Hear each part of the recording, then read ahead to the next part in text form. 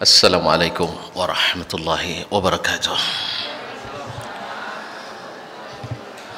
Alhamdulillahilladzi khalaqa fasawwa walladzi qaddara fahada. Ashhadu an la ilaha illallah wahdahu la syarika lah jalla wa ala wa ashhadu anna Muhammadan abduhu wa rasuluhu al-mustafa sallallahu alaihi wa ala alihi sadati syurafa wa ashabihi al-abrar al-kiram an-nubala wat-tabi'in lahum bi ihsanin ila yaumil iqabi wal jazaa.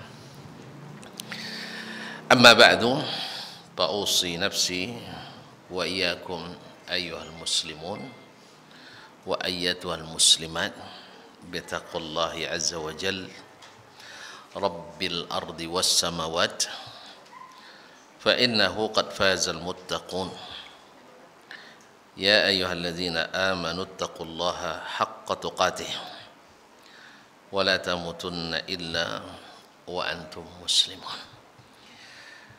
Bapak dan ibu-ibu pimpinan keluarga besar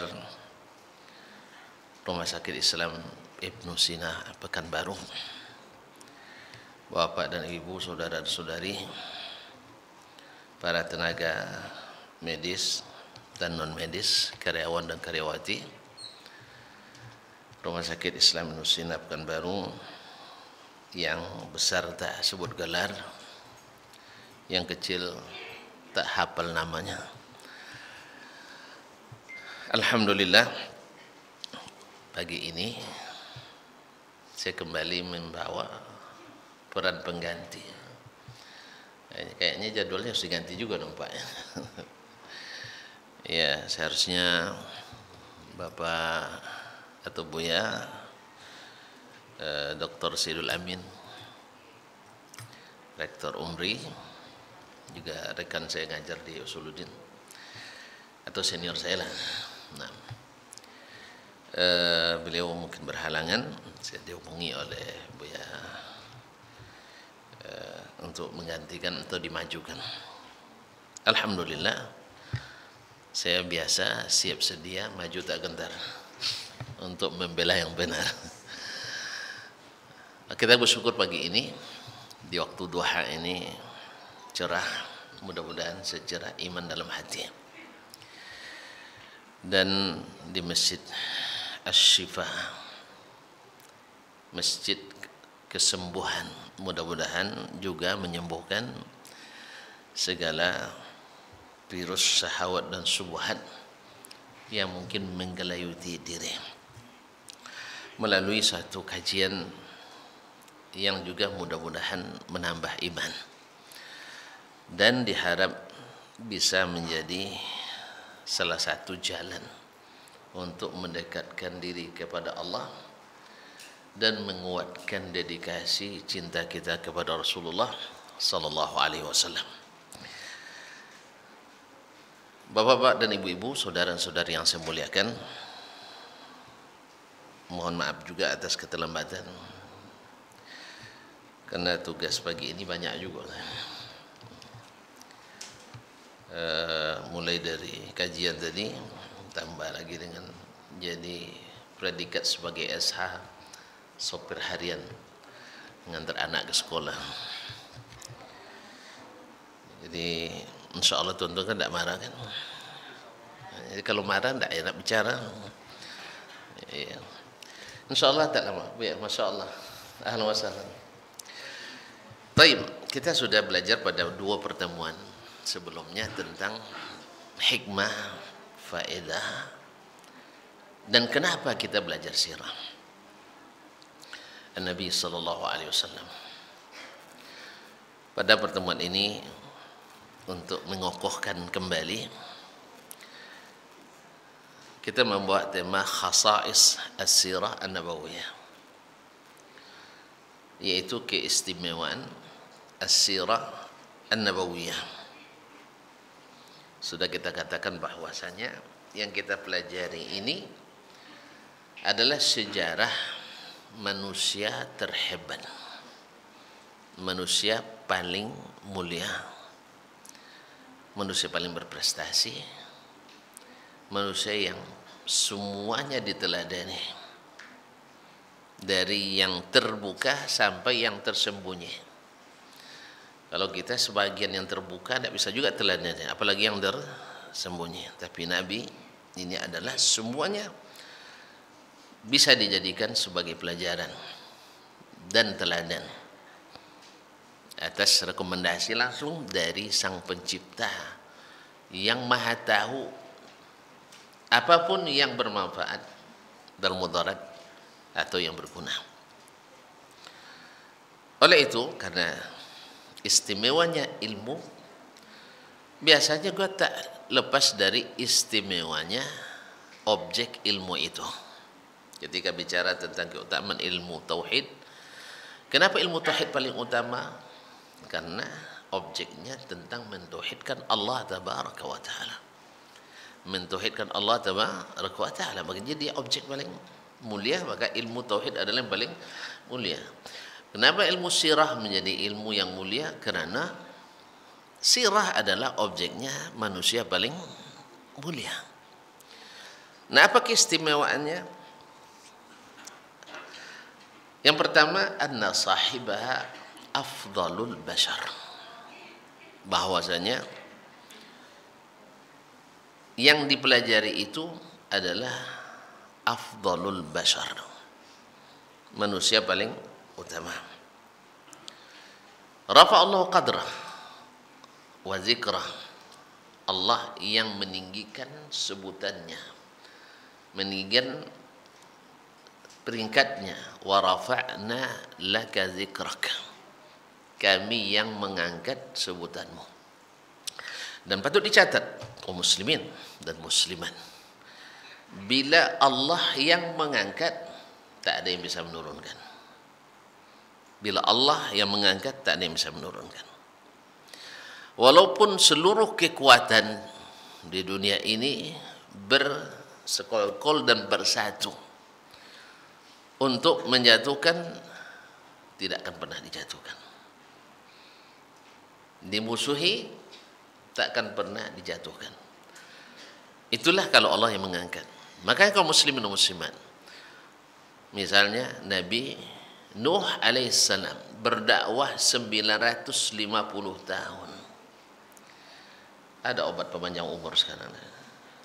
Hah? Ada yang nak coba minum obat pemanjang umur, mati gara-gara obat itu? Aduh, nak, kalau ada saya nak minta. Hah? Ya minta aja, tak beli dah. Kaum muslim 950 tahun tidak beriman kepadanya kecuali hanya sekitar 40-an, dalam riwayat lain 80-an. La ilaha illallah. Kaumnya yang tinggi-tinggi itu semuanya jatuh tenggelam, sedangkan Nuh masih terbaca namanya, terpuji dan tinggi sepanjang umur alam. Demikian juga umat Nabi Lut alaihissalam, beliau juga direndahkan, diintimidasi, diprovokasi, dan sering dipersekusi.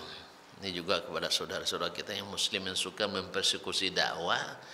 Ini imamnya amat jahiliyah. Dia persekusi dakwah itu sunnahnya jahiliyah. Berarti perangai-perangai jahiliyah. Semakin banyak orang persekusi dakwah itu perangai jahiliyah semuanya. Sebab ahli sunnah yang benar benar mengikut Nabi SAW, alhamdulillah tak pernah terlibat membubarkan kajian. Yang terlibat adalah yang menentang sunnah-sunnah Nabi SAW, walaupun atas nama ahlu sunnah. Makanya mempersekusi dakwah itu bukan perangai orang Islam, tapi perangai jahiliyah. Tapi jangan salah paham, berarti orangnya orang jahiliyah, tidak. Ya, perangainya tadi. Sebab Nabi SAW pernah saling mencela, bukan Nabi ya, sahabat, ada sahabat saling mencela sesamanya. Dia berkata kepada Bilal ibn Rabah, memanggilnya Yabna Sauda, wahai anak perempuan hitam. Lalu Nabi katakan, ya Aba Zar, inna fika la jahiliyah. Inna fika la jahiliyah. Sesungguhnya pada dirimu terdapat perangai jahiliyah. Tapi Abu Zar tidak jahiliyah.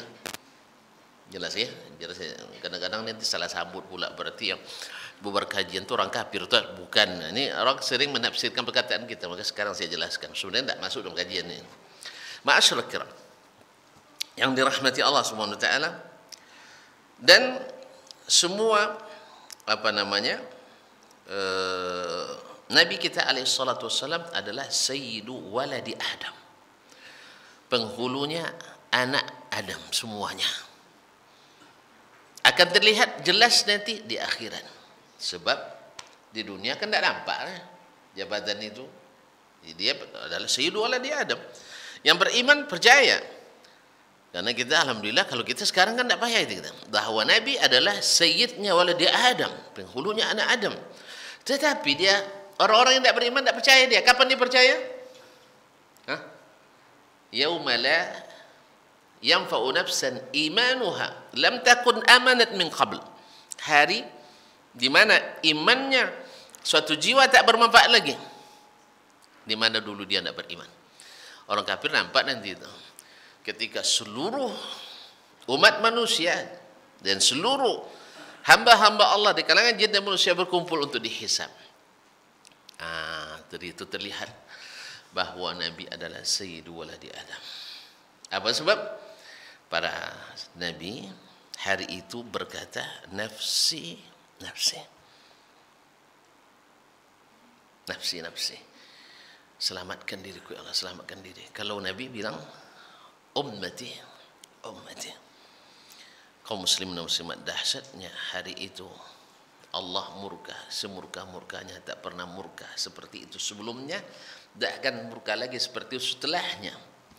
Umat manusia menunggu lama. Kita menunggu antrian vaksin aja lama terasa. Antrian masuk pesawat lama terasa. Padahal berapa orang? Ini menunggu di satu hari padang mahsyar yang lamanya hanya 50.000 tahun. Bayangkan, 50.000 tahun. Bukan di ruang ber-AC, tapi tanah datar yang matahari 2 mil dari kepala. Kalau tuan tahu ini, dia yakin bersiap untuk itu. Persiapannya adalah amal saleh kita. Amal. Iman. Sebab hari itu orang ditenggelamkan oleh keringatnya. Nah, saat itu orang ingin cepat selesai urusan. Sama kita juga di dunia ini kan ingin cepat urusan. Kalau nak cepat urusan, cari siapa yang paling berpengaruh. Kan begitu? Nak dapat tanda tangan direktur misalnya, nak dapat tanda tangan manajer, nak dapat tanda tangan pimpinan. Iya kan? Nah, hari itu mereka berpikir, Adam manusia pertama, patutlah dia dijadikan untuk memudahkan, mencepatkan hisab ini. La ilaha illallah. Adam angkat tangan, saya tidak bisa. Saya dilarang mendekati satu pohon saja. Mungkin yang laki-laki bisa pindah sini aja, Nana. Kurang pas juga di belakang ibu-ibu. Agak risih ibu-ibunya. Sini ada depan saya. Nah, sini aja biar apa. Jadi kaum muslimin dan muslimat dirahmati Allah SWT. Jadi tidak nyaman nanti ibu ni kan, tidak nyaman dia, jadi tidak khusyuk juga kajiannya. Nah, baik. Kaum muslimin dan muslimat dirahmati Allah SWT. Sampai di mana tadi? Saya pun jadi tidak nyaman juga jadi. Nabi Adam alaihissalam saya dilarang sebanyak itu pohon yang bagus-bagus, sebanyak itu pohon yang rindang-rindang, ya sebanyak itu buah yang manis-manis, dilarang satu saja. Saya tidak tahan. Nah, ini bahayanya. Awak kalau dilarang pasti penasaran ya. Ini pasti penasaran. Makanya kadang-kadang para ulama tarbiyah, ulama pendidikan mengatakan, kalau orang belum kenal pelanggaran itu, tidak tahu bahwa itu pelanggaran, tidak usah dulu disebutkan katanya. Sebab kadang-kadang orang seperti kata pepatah Arab, kullu mamnu'in marghub. Segala yang dilarang itu pasti orang nak coba-coba. Allah musta'an. Ma'asyil kiram. Adam saya bilang tidak bisa. Tapi coba kalian pergi ke Nuh alaihissalam. supaya dia yang bicara kepada Allah. Maksud kitanya melobi ya, untuk berikan syafaat. Pergi ke Nuh alaihissalam. Nuh juga tidak bisa. Sebab saya dilarang oleh Allah untuk berbicara tentang orang yang tidak beriman setelah dia dihukum hukuman. Tapi saya tetap juga, anaknya mati dalam keadaan kafir, dia minta, ya Rabbi, inabni min ahli, anakku itu kan keluargaku, wa wa'dukal haq, janjimu benar, akan menyelamatkan keluargaku. Lalu Allah katakan, bukankah sebelumnya sudah disebutkan, wala tukhatibni fil ladzina kafaru, kamu jangan lagi berbicara tentang orang kafir denganku, mereka sudah termasuk orang yang ditenggelamkan. Maka Nuh merasa itu pelanggaran. Merasa itu pelanggaran. Padahal dia seorang ayah, kasihan anaknya tenggelam. Kenapa ya Allah tak selamatkan anak saya? Bagi Nuh itu pelanggaran besar. Kalau kita, dan jelas anaknya salah dibela-bela. Allah musta'an. Kaum muslimin dan muslimat, kalau gitu pergilah kalian kepada Ibrahim. Ibrahim Khalilur Rahman.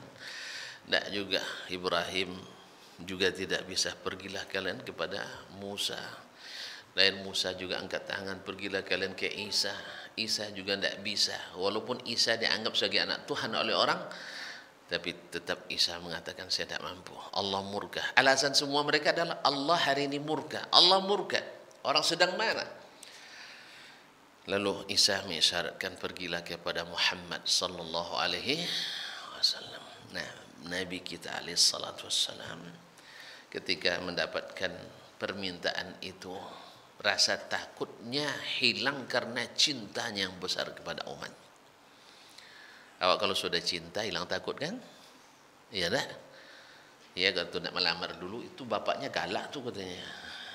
Bapaknya galak, tidak bakal diterima. Pokoknya kalau saya sudah mau, saya harus hadapi apapun yang terjadi. Ya dah. Kalau sudah cinta, apapun akan dihadapi. Tapi kalau masih ragu-ragu, belum teruji. Makanya datanglah Nabi Muhammad SAW. Ana laha. Ini yang dimaksud oleh Nabi SAW. Ana sayyidu waladi Adam yaumal qiyamati wala fakhr. Aku adalah penghulunya Bani Adam. Bukan karena bangga, tapi karena Allah yang tinggikan. Nah, nanti akan kita pelajari. Nabi yang seperti ini, di awal berdakwah, bukan disambut dengan karpet merah, taburan bunga, tetapi adalah ditentang dengan sehebat-hebatnya. Bahkan pamannya sendiri, keluarganya sendiri penentang utama. Maka aneh bin ajaib, bila ada orang mengukur kebenaran dengan apa? Ditentang oleh keluarganya, ditentang oleh paman, ditentang oleh ayahnya, ditentang oleh anaknya. Ini bukan ukuran kebenaran. Ini bahasa jahiliyah lagi ini. Ini gaya jahiliyah lagi. Jahiliyah itu ukuran kebenaran bukan pada, tidak punya standar. Standar kebenaran itu jelas Al-Quran dan hadis Nabi alaihi salatu wassalam, wa majtama alaihi ummah, dan yang ijma' umat padanya. Bukan pada banyak pengikut, bukan pada tidak diikut oleh yang terdekat, tetapi adalah pada wahyu atau pada dalil yang diturunkan. Ini yang pertama, khusus keistimewaan daripada sirah Nabi alaihi salatu wassalam, karena yang dibahas manusia terhebat. Yang kedua adalah ulul masdar fi hadhihi siratin nabawiyah. Sumber referensi dari sirah itu sangat tinggi. Sirah itu referensinya bukan fiksi, bukan imajinasi, apalagi halusinasi, tidak. Tuan-tuan dan perempuan, kita kalau baca komik atau novel yang bestseller atau super bestseller misalnya, itu aslinya dari mana? Hanya sebuah imajinasi, sebuah khayalan dirangkum dari berbagai pengalaman diri atau orang lain, atau sama-sama memang sekedar khayalan saja, susah dibuktikan dalam kenyataan. Tapi subhanallah, tidak sedikit kita hobi membacanya. Kadang-kadang sampai tamat pula. Padahal hanya sekedar imajinasi. Yang ngarangnya kadang tidak bisa buat kayak gitu. Dia tulis novel tentang perjuangan. Dia sendiri tuntut berjuang, tidak bisa. Hayalan. Bicara tentang pemikiran atau tentang sains dalam novelnya, dia sendiri tidak tahu apa-apa tentang itu. Lalu buat novel tentang cinta, dia sendiri gagal bercinta.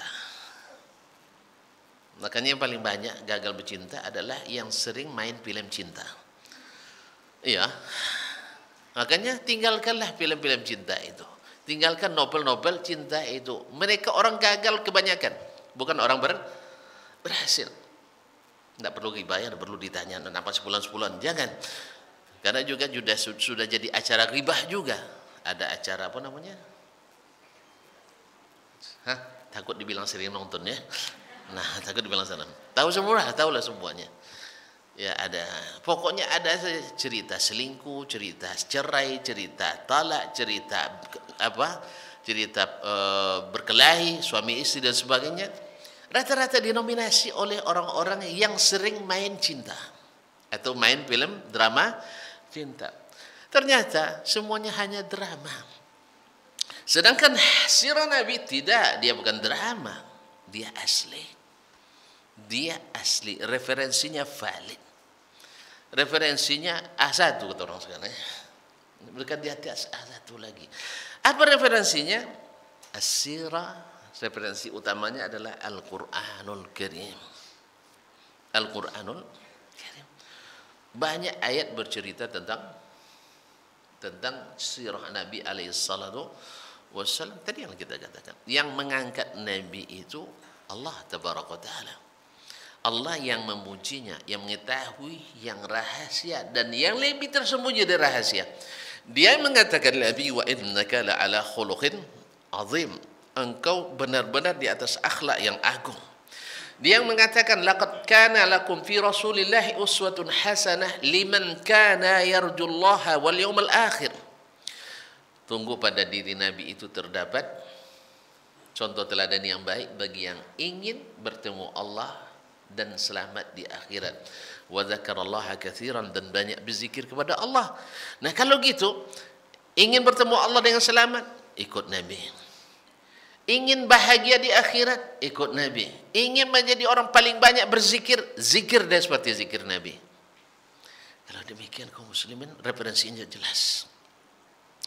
Jadi sehingga tidak perlu lagi kita untuk melakukan sesuatu yang baru dalam mencintai Allah.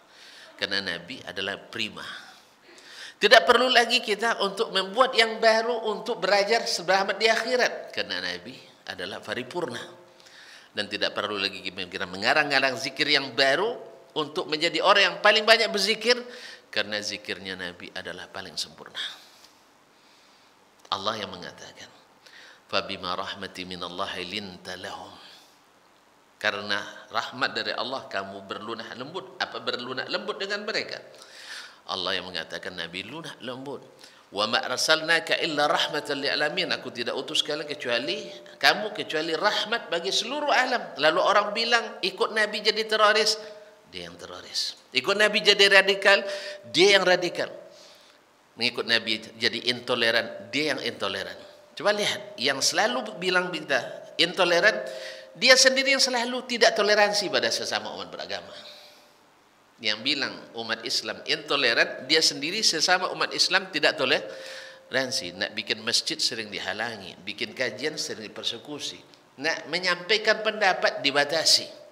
Di mana toleransinya?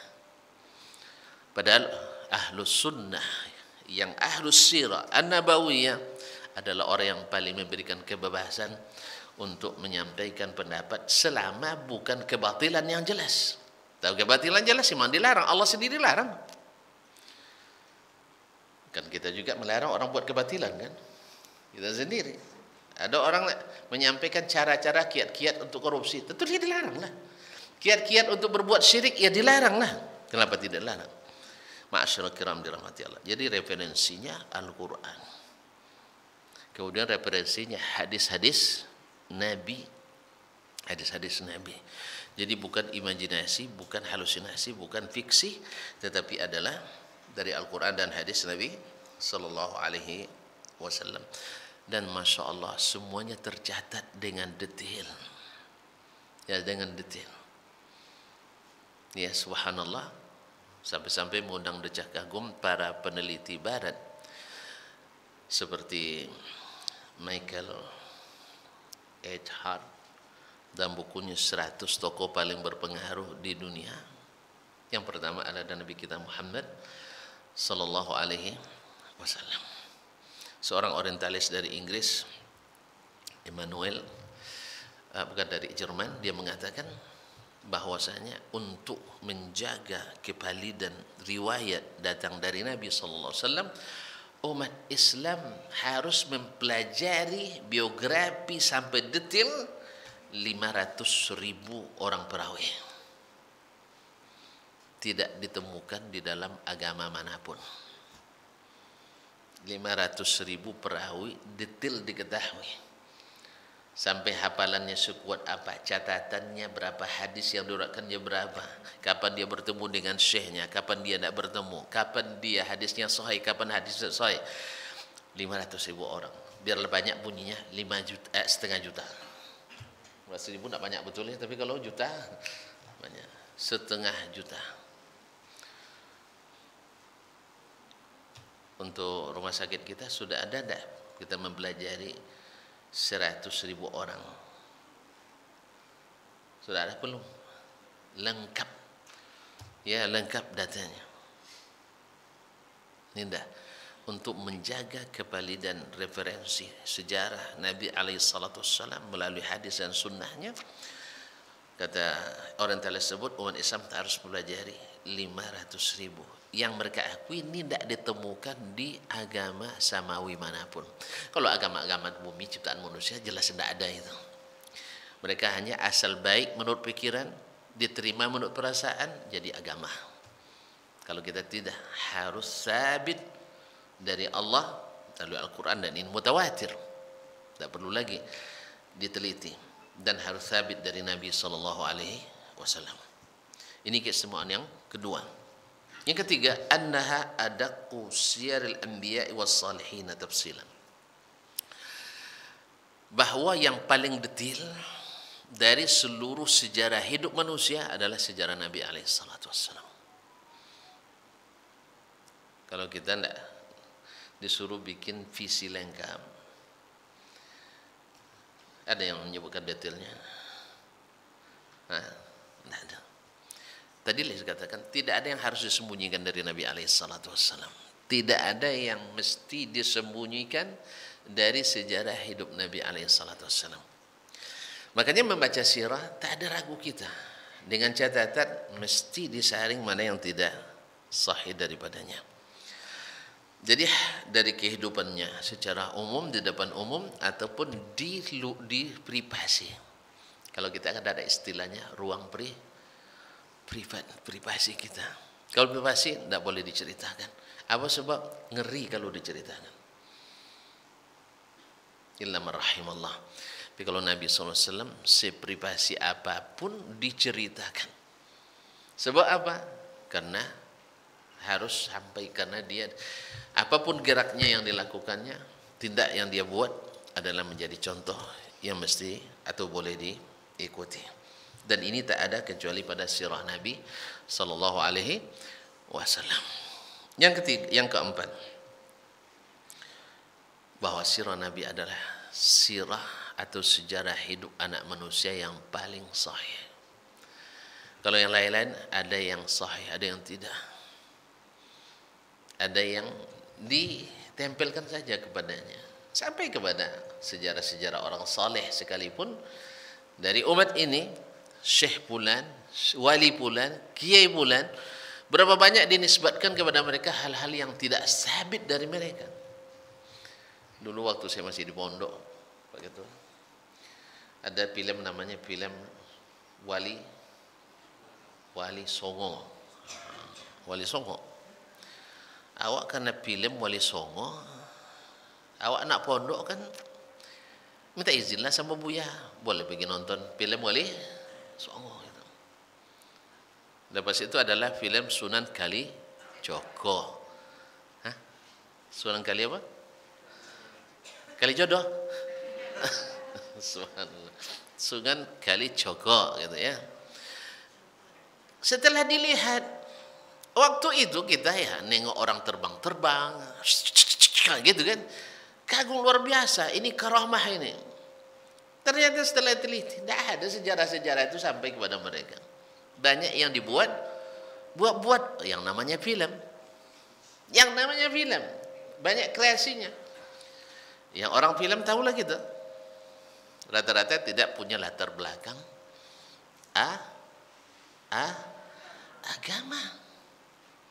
Rata-rata tidak punya latar belakang agama yang cukup, yang valid, yang baik. Kalau sudah masuk ke dunia itu rata-rata tidak kokoh agamanya. Sehingga yang penting asyik ditonton. Itu yang penting. Targetnya gitu, mengejar apa istilahnya kalau apa film semakin banyak rating. Rating. Ya rating. Kalau di YouTuber apa yang banyak subscribers untuk apa itu? Apalagi kan ini kan tentunya tujuan. Sedangkan sirah Nabi sirah Nabi alaihissalatu wassalam yang dinisbatkan kepadanya wajib sahih. Apa sebab? Karena menisbatkan yang tidak sahih ke Nabi masuk neraka. Jadi tidak sembarang kita menisbatkan Nabi alaihissalatu wassalam. Man kadzaba alayya muta'ammidan falyatabawwa maq'adahu minan nar. Siapa yang menisbat berdusta atas namaku dengan sengaja, sama dengan menyiapkan tempat duduk di neraka. Berarti tidak boleh. Nah, andai pun ada dinisbatkan, diriwayatkan kepada Nabi, kalau kita tahu wajib kita nafikan. Kalau ada yang nak mencoba membuat, wajib kita tegah dan wajib kita jelaskan. Banyak juga yang dinisbatkan ke Nabi tapi tidak sahih. Pertama, ada yang menyebutkan, murid menyampaikan, perawi meriwayatkan, ada kan? Penulis mencatatkan. Tapi apakah semuanya benar? Tidak. Di zaman dulu vakumnya, karena ilmu riwayat ini pernah juga vakum, tidak dihidupkan, khususnya setelah abad ke-12 Hijriah atau abad ke-10 Hijriah, itu melemah. Sebenarnya di abad ke-5 sudah, abad ke-4 dan ke-5 sudah mulai lemah riwayat sebenarnya. Tidak seperti yang di 3 abad pertama. Kemudian di abad ke-7, 8 dan 9 kemudian mekar lagi. Setelah itu diam lagi. Dan di abad ini kan mulai orang belajar hadis lagi, ilmu hadis. Sekarang ini di abad ke-9 abad ke-14 dan 15 Hijriah ini. Nah, kita temukan ternyata Imam Syahnu imam besar, betul. Cuman di dalam kitabnya ada riwayat yang tidak sah. Kita katakan semoga Allah mengampuni dan merahmati beliau, tapi riwayat ini tidak sah dari Nabi sallallahu alaihi wasallam. Tidak boleh dinisbatkan ke Nabi. Nah, kalau sudah jelas itu tidak sabit dari Nabi, kita tetap menyampaikannya. Nabi katakan, man haddatsa anni haditsan yura annahu kadzibun fa huwa ahadul kadzibin. Apabila seseorang menyampaikan cerita hadis dariku dan dia tahu atau curiga itu hadis tidak sahih atau dusta, lalu disampaikannya juga, dia termasuk pendusta. Pendusta atas nama Nabi masuk ke neraka.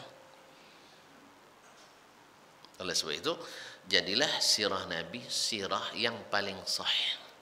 Sirah yang paling sahih yang pernah ada dari seluruh sejarah umat manusia. Karena yang menukil daripadanya adalah orang-orang yang sadiqun. Kalau di zaman sahabat, nanti kita akan bicara juga tentang sahabat, bagaimana sahabat itu, seperti kata Al-Bara' bin Azib, Anas ibn Malik, dia katakan, dulu kami tidak semuanya langsung mendengar dari Nabi tiap hari. Karena ada yang ngurus sawahnya, ada yang ngurus kebunnya, ada yang ngurus jihadnya, ada yang ngurus perdagangannya, dan ada yang bergantian. Hari ini saudaranya yang turun, besok dia yang turun, seperti Umar dengan tetangganya orang Ansar. Tetapi di antara kami tidak pernah mengenal dusta, kenal aja tidak, apalagi cinta. Kalau di zaman kita dusta itu sudah jadi dosa kecil. Iya ya. Di masa kita dusta sudah jadi dosa kecil. Kalau ndak dusta ndak lancar gajinya. Kalau ndak dusta ndak turun gaji. Ya ndak dusta ndak lancar gaji. Ndak dusta ndak turun gaji. Ndak dusta ndak naik profesi. Makanya ketika anak saya ngajar di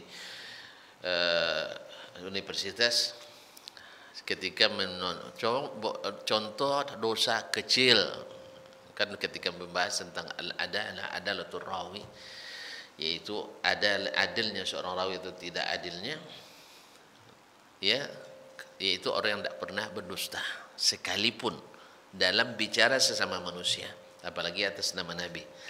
Lalu saya minta mahasiswa saya minta coba bikin contoh dosa kecil. Apa jawabannya? Dusta, Ustaz. Dusta termasuk dosa kecil rupanya di kalangan mahasiswa hadis. Allah musta'an. Ya. Saya gila-gila kepala, kok dusta? Saya bilang, Nabi bilang min akbaril kabair, dosa besar yang paling besar setelah syirik pada Allah, durhaka pada orang tua, berdusta. Tapi menjadi dosa kecil. Nah, zaman sahabat itu dosa yang paling besar. Maka mereka tak mengenal ada yang dusta di antara mereka. Oleh sebab itu sepakat ulama hadis, bila hadis dari sahabat walaupun tak diketahui siapa sahabatnya pasti sahih. Sebab apa? Sahabat tak pernah dusta. Kalau saya mengatakan tidak ada generasi dari generasi umat Islam ini yang seluruh anggota generasi itu yang masuk surga kecuali generasi sahabat. Generasi sahabat semuanya masuk surga. Apa sebab? Tidak ada satupun anggota generasi sahabat yang terlibat aliran sesat, enggak ada. Tapi kalau anggota generasi setelah masa sahabat, generasi tabi'in, ada yang sesat, ada yang tidak sesat, walaupun nisbat yang sesatnya dikit. Kalau di masa kita, kalau di masa kita, mana yang banyak aliran sesatnya atau yang tidak sesatnya?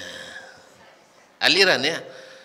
Kalau dulu saya sebelum pulang 2004 saya di Madinah masih, saya baca rilis dari MUI pusat, aliran sesat di Indonesia waktu itu hanya lebih kurang 240-an. Itu yang sudah daftar ulang. Ya ambil formulir tidak balik-balik masih banyak. Contoh Ahmadiyah sekarang masih belum bisa diresmikan sebagai aliran sesat. Syiah sampai hari ini masih dihalang-halangi untuk mendapat gelar aliran sesat. Coba bayangkan, yang sudah ambil formulir tapi belum daftar ulang. Itu 2004. 2014 kemarin saya telah pulang saya ke sini, saya baca lagi rilisnya. Alhamdulillah, inna lillahi wa inna ilaihi raji'un, meningkat jadi 400 lebih. Makanya waktu itu saya berusaha untuk menghidupkan di tempat saya ngajar dimanapun untuk menghidupkan kembali sirah Nabi. Karena apa? Sirah Nabi itu referensinya valid, paling sahih. Kalaupun ada referensi yang dinisbatkan ke sirah tidak benar, alhamdulillah banyak ulama yang menyaringnya. Seperti salah seorang guru kami di Madinah, Syekh Akram Diya Al-Umari, menulis kitab namanya As-Siratun Nabawiyah As-Sahihah, sirah-sirah Nabi yang sahih. Dalam kitab tafsir juga banyak riwayat-riwayat yang tidak sahih. Lalu salah seorang senior saya dari Maroko, kan senior lebih patut sebagai angkatan syekh atau angkatan guru, Syekh Muhammad bin Abdurrahman Al-Maghrawi, menulis tafsir dengan sunnah yang sahih 50 jilid. Ini kitab tafsir dengan sunnah yang sahih sebanyak 50 jilid. Orangnya masih hidup. Hafizahullah ta'ala. Ma'asyiral kiram. Jadi ini keistimewaan yang keberapa? Yang kelima atau keempat? Kelima apa keempat? Kelima ya. terjadi khilaf. Nah, yang selanjutnya biar tidak khilaf. Baik. Bahwasanya di dalam sirah Nabi sallallahu alaihi wasallam langsung terhimpun dan terkumpul amaliyah nyata Nabi alaihi salatu wasallam. Ya, bagaimana Nabi melaksanakan ibadah, bagaimana Nabi dalam bermuamalah sosial, bagaimana Nabi dalam berinteraksi dengan muslim dan non muslim, bagaimana Nabi sallallahu alaihi wasallam melakukan aktivitas upah mengupah atau yang disebut dengan muamalah atau transaksi, adanya nyata langsung. Sampai-sampai Nabi alaihissalam dalam setiap keadaan ada kadang-kadang yang namanya asbab urudul hadis. Misalnya ketika Nabi mengatakan antum a'lamu bi umuri dunyakum, kalian lebih tahu urusan dunia kalian. Bukan maknanya Nabi tidak tahu sama sekali. Bukan Nabi sama sekali tidak tahu. Cuman ada masalah-masalah yang mutlak, masalah urusan duniawi. Ini kan sebabnya turun ketika sebabnya hadis ini ketika Nabi sallallahu alaihi wasallam melihat orang-orang Ansar. Nabi kan aslinya Makkah. Makkah masyarakatnya apa? Berdagang apa berkebun? Makkah berdagang, kan tandus. Ya tidak ada kebun sawit di situ, tidak ada kebun kurma. Tanahnya tidak subur. Kan tidak ada dah. Mekah tuh kering kerontang, makanya banyak berdagang. Makanya orang berdagang ini agak sedikit kasar-kasar. Ya, kalau Madinah orangnya bertani, orang petani ini telaten-telaten. Kalau kasar-kasar sambil nyiangi padi itu padi yang disiang bukan rumputnya. Ya tak? Orang nyadap karet kalau kasar-kasar dia tekayu dia cepat mati, tidak ada karet getahnya. Orang nanam jagung harus lambat-lambat juga tidak patah nanti. Iya, oleh itu apalagi lado. Kalau lado udah patah tidak murahnya kan. Tapi yang patah sekarang pun mahal juga nampaknya. Jadi beruntung orang yang tidak terlalu suka cabai nampaknya. Sekarang ini, nah sekarang kaum muslimin dan muslimat. Jadi ada amaliyah langsung. Bagaimana beliau berjihad sehingga kita tahu. Ada orang sekarang melakukan serangan-serangan, peledakan-peledakan. Kita bilang ini tidak jihad, ini jahat. Apa sebab? Sirah sudah menjelaskan jihad. Ini dawabitnya, ini cara-caranya. Ini caranya. Tidak semua orang yang kafir pada Allah harus dilenyapkan. Tidak. Nabi sudah tentukan. Makanya belajar sirah bukan bikin orang teroris. Justru membelakangi sirah bikin orang radikal.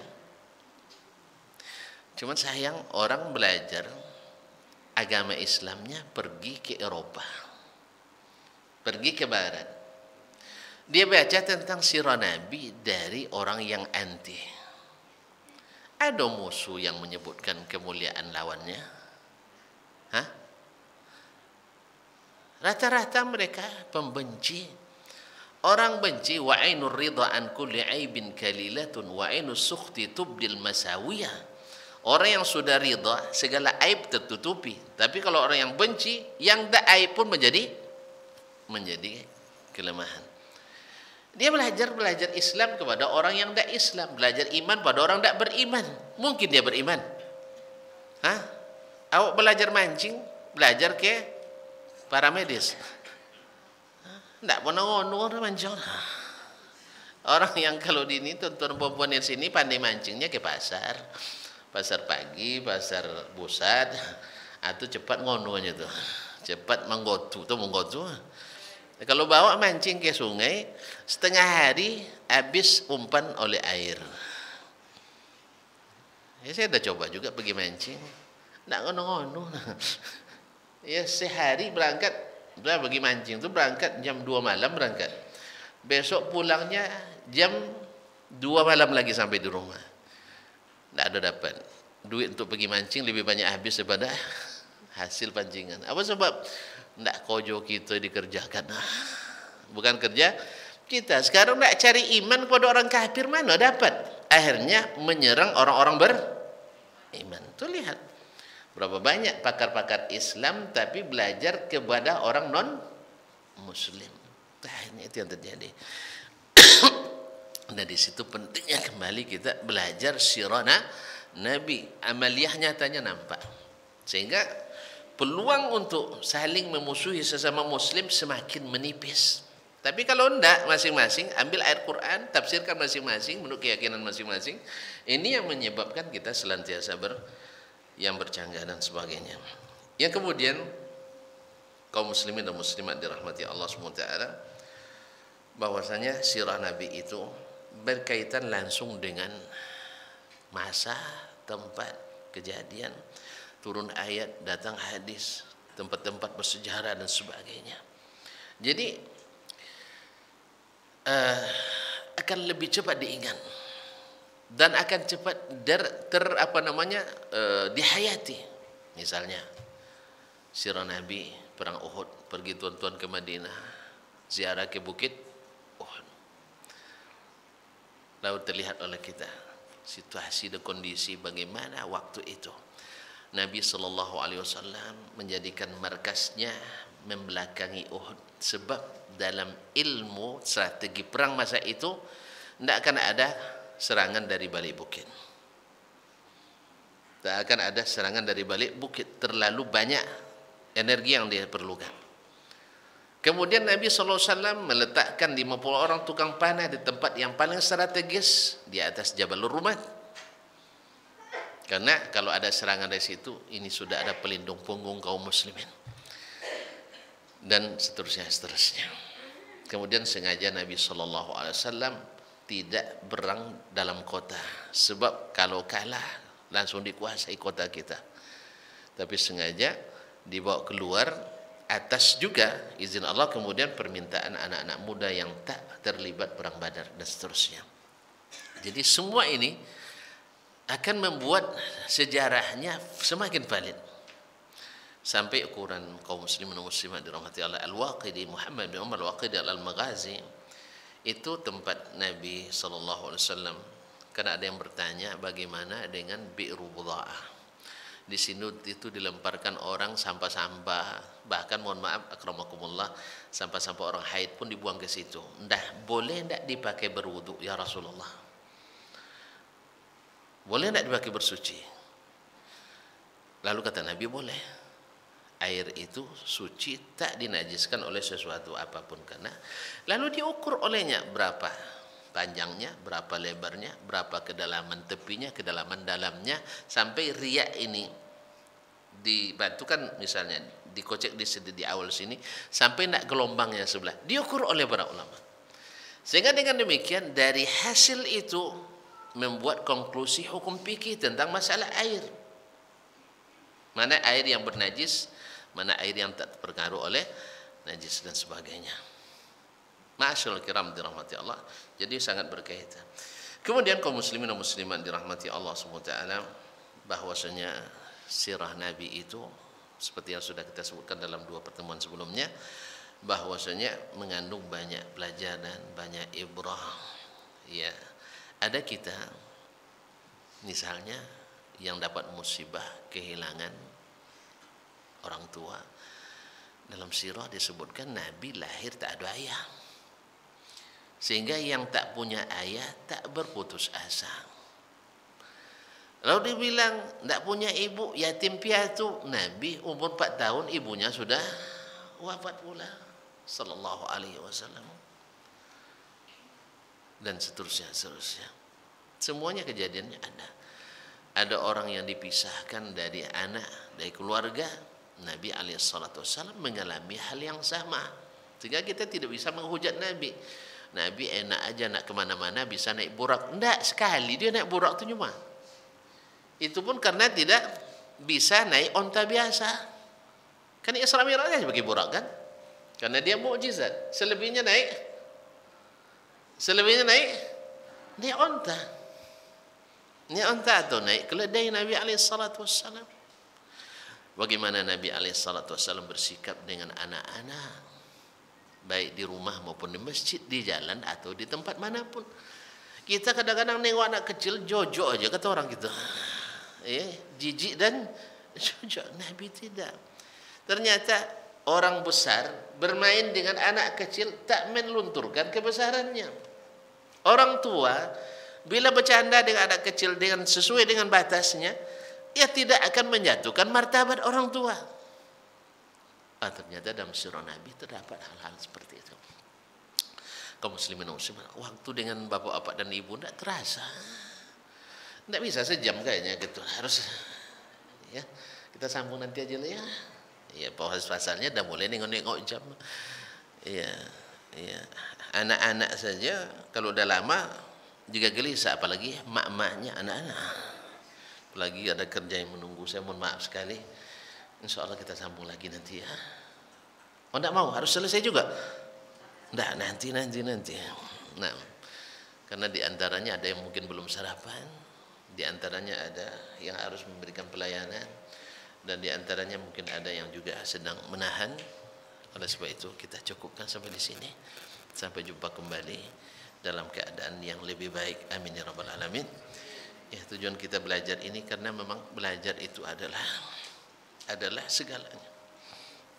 Semoga Allah SWT berkahkan hati kita, berkahi waktu kita, berkahi umur, harta, anak-anak, dan pekerjaan. Semoga semuanya semakin berarti dengan memulai pagi berniat lillahi tabaraka wa ta'ala. Apapun pekerjaan kita, jangan lupa bismillah, berniat, ya Allah, sekecil apapun andil saya di rumah sakit ini, tolong jangan sampai tidak dicatat sebagai amal soleh saya. Gaji tidak berniat sama juga, ya enggak? Apalagi mungkin kalau dengan niat yang baik, Allah berkahi itu gaji kita. Wallahu musta'an wa alaihi tuqnan. Dan ini mungkin kenapa rumah sakit atau keluarga besar ini, pimpinan kita membuat kajian-kajian ini bukan karena paksaan itu, sebab memang harus diadakan. Siapapun, ustadz harus ngaji juga, ulama harus ngaji juga, dai harus ngaji juga, semua kita harus ngaji. Dan kalau sendiri kadang-kadang ngantuk kita. Kalau dengan bersama-sama ini ngantuk pun dibangunkan kadang. Oleh sebab itu mudah-mudahan kajian ini tetap berlanjut, semakin sehari semakin lebih baik. Mana tahu suatu saat masjid kita lebih besar lagi dari ini, Pak Ketua. Ya kan, kalau Allah tidak payah, kita aja yang payahnya. Kalau bagi Allah tidak payah, mungkin nanti bikin lantai 2 ke atas. Berdoalah sama-sama kita. Tidak tahu lidah siapa yang masin kata orang tua kan. Terima kasih. Tidak ada pertanyaan. Pertanyaan kemarin kan sudah dijawab sama dokter kan? Sudah kan? Ya, saya berjanji kalau dia tidak jawab, saya jawab. Sudah kan? Alhamdulillah. Nah, itu yang bagus itu. Berikan kepada yang takhasusnya. Wallahu ta'ala a'lam wa sallallahu ala nabiyyina Muhammad wa sallam wa subhanakallah bihamdik asyhadu an la ilaha illa anta astaghfiruka wa atubu ilaik. Wassalamualaikum warahmatullahi wabarakatuh.